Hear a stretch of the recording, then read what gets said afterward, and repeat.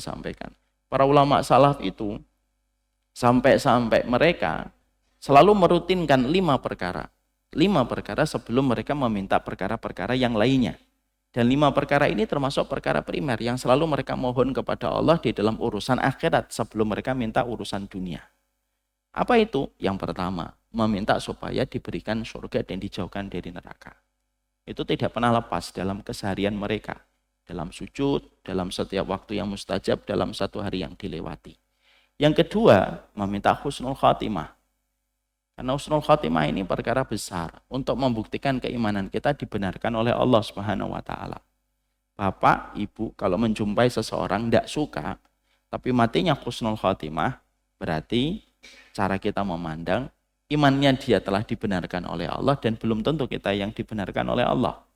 Makanya sampai Rasulullah sallallahu alaihi wasallam bersabda, la tusaddiqu wa la tukadzibu hatta taro kaifa yukhtamu lahu. Kamu jangan mencintai seseorang berlebihan, membenci orang berlebihan. Sampai kamu melihat bagaimana dia ketika ditutup masanya di dunia. Bagaimana ketika ditutup ketika dia meninggal dunia. Husnul khatimah. Yang ketiga, meminta kepada Allah supaya diberikan istiqamah. Salah satunya di dalam surat Ali Imran ayat yang ke-8. Yang keempat, meminta kepada Allah hidayah. Meminta kepada Allah hidayah. Allahumma inni as'alukal huda wat-tuqa wal afafa wal ghina atau ihdinas siratal mustaqim. Dan yang kelima meminta supaya kita diampuni dosa-dosanya oleh Allah. Dan salah satu perkara pokok yang kita minta kepada Allah itu adalah kita meminta hidayah. Ini perkara besar. Jangan sampai setiap ilmu yang telah kita dapatkan menempatkan kita pada comfort zone. Comfort zone ini menjadikan kita tidak pernah merutinkan dan memprioritaskan kita untuk memohon hidayah kepada Allah. Karena hidayah itu perkara besar.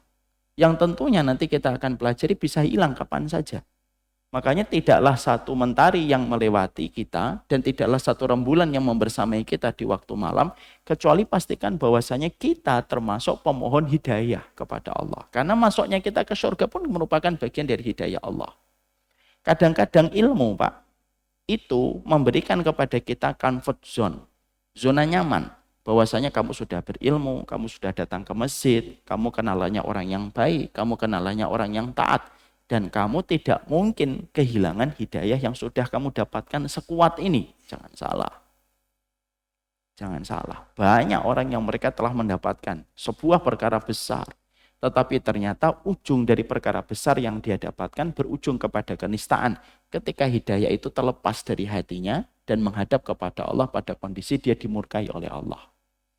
Jadi saya menasihati diri saya, menasihati kita semuanya.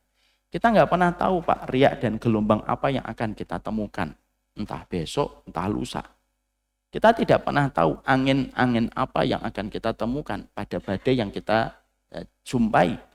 Maka ketika kita paham, kita tidak pernah tahu apa yang akan kita temukan. Kita juga tidak pernah paham badai apa yang kita akan dapatkan. Pastikan. Kita tahu bagaimana pentingnya hidayah di dalam permintaan kita. Dan hidayah itu doa yang pertama. Allah terangkan di dalam Al-Fatihah. Diulang oleh kita 17 kali dalam satu hari. Ihdinas siratal mustaqim. Untuk menunjukkan kepada kita betapa besarnya kedudukan hidayah di hadapan Allah. Yang Allah gariskan pada kehidupan setiap manusia yang beriman kepada Allah.